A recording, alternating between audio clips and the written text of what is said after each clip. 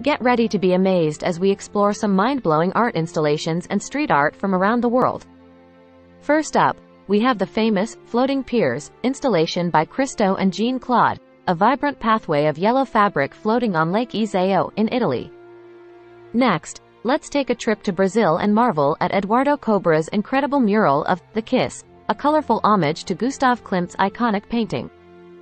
In San Francisco, you'll find the mesmerizing inflatable installation by Antony Gormley, where massive inflatable figures take over the skyline.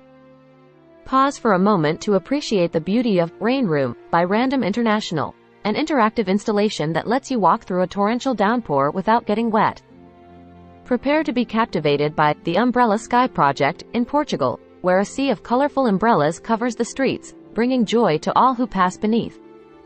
Travel to the heart of New York City and witness the Love Me sculpture by Curtis Kulig, an iconic symbol of love and connection. Don't miss the bewitching Dream Tunnel in South Korea, a kaleidoscope of swirling lights and colors that transports you to another dimension.